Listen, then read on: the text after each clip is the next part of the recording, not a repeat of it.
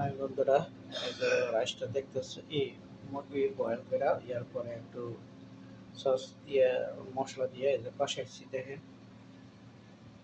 আর এখানে ভাত দিব নিচে, তারপরে মুরগিগুলো দিব, তারপরে আবার ভাত দিব।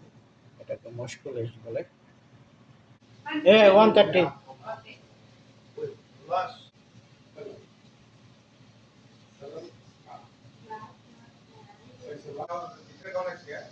ও জলদি